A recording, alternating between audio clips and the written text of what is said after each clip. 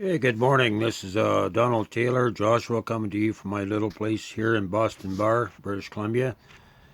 And I'm going to start doing my updates at the end of the week there just to keep things a little more organized.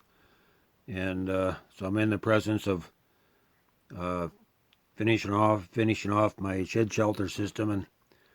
And I may have time, once I have the nail table set up, uh, behind the trailer here, I have a shelter logic system. I might replace that with a shed shelter prototype where you can actually see it professionally built. And the shelter logic systems they're good, but you can't really winterize them. They're just a cover. That's all there is. But we need something that's going to be multi-purpose, general purpose. You could use for a nail table. You could use for storage. You could use for a shop, or you could further outfit it to where you could actually have a place where you can bug out in. And so these can be pre-made. You could have them ready to go, you know, or set them up uh, in a remote area or whatever. Just have them ready to go because we're coming to that time. And as far as trying to make a full prototype of the art ships, I just not going to have the time. And as far as making a full prototype of the base camp model, the six-sided modular unit, I just don't have the time to do it or the expenses. And even if I did have the finances, my time is limited. So, but what I can do, I can do is, I can take some 2x4 and rip some 2x3 and make a scale model like a something the size of a dollhouse model, right?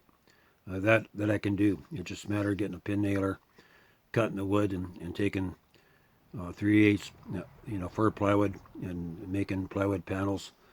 Then I can make like a 4-foot model or something like that. That's the best I can do, and draw up the plans for it. And if I there's AutoCAD programs that you can download for free. I may have time to maybe do the learning curve on that and put it into AutoCAD. And I've already asked for you out there that are proficient at AutoCAD to contact me, right? That you can take these plans and put them together into an animated form. This would really help the body. So you out there, you need to do what you can to help carry the weight that God's placed in my hands, right? So this is just an update. I just came back from town yesterday.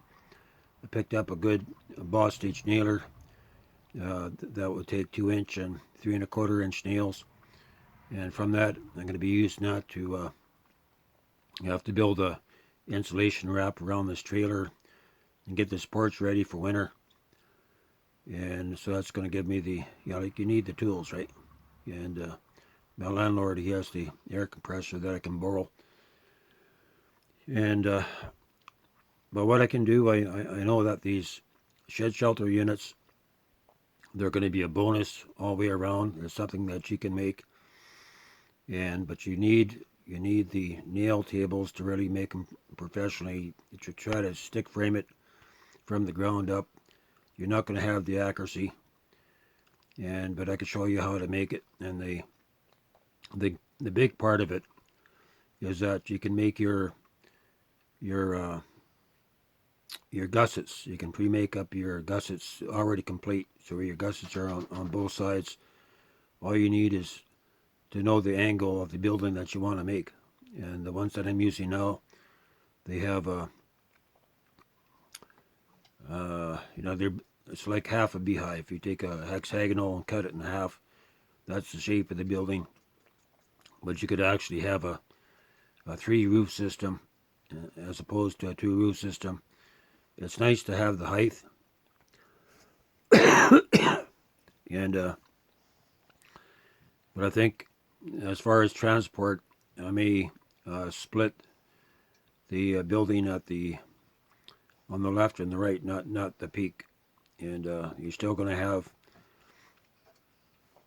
uh, still going to need a trailer to transport it, like a 8-foot or 12-foot trailer. And but I think it's going to work.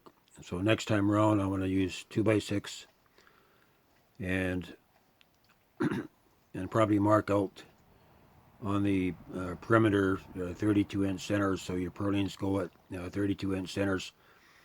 And you want to make it so you can actually, if you want to turn it from a temporary to a permanent dwelling, you can easily put metal paneling on it, right?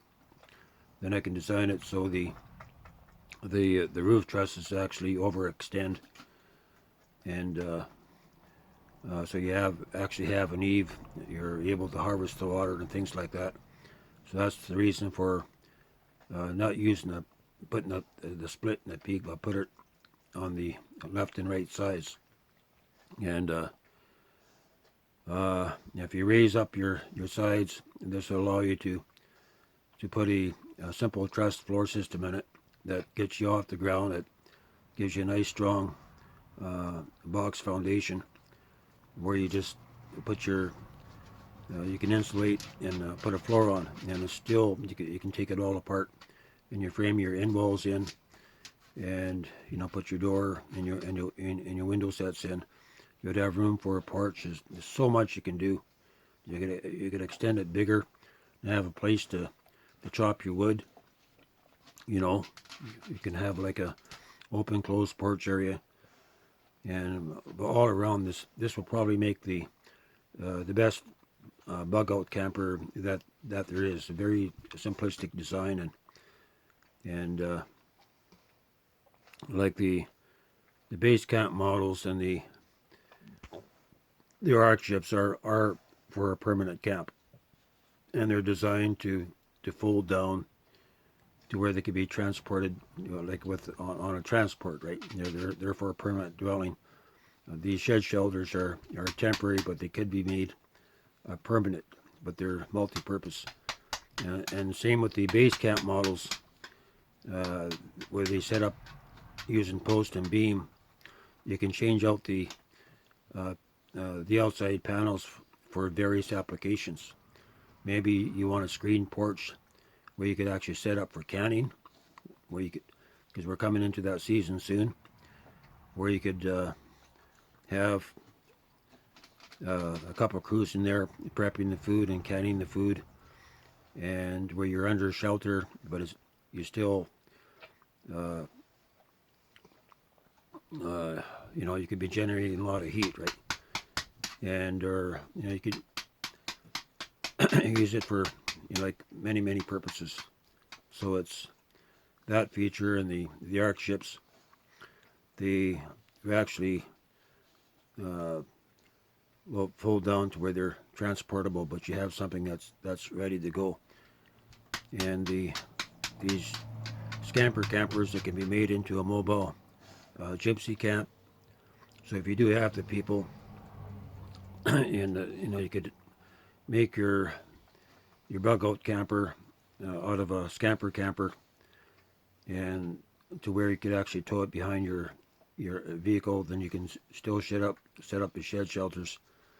I'm doing what I can, and we have maybe 3-4 months up to September to be in place. And I'm not sure of the Father's plans for my life here. I'm be going into the building phase in about another week, as soon as I got things set up here. But I want to be completely done by July 4th. I do not know what the Lord has me at that time.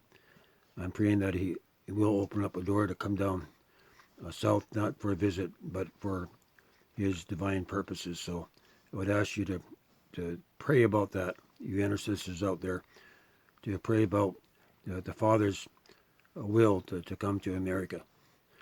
This is Joshua Taylor coming to you from here in Boston Bar, British Columbia, Canada. This is episode 189.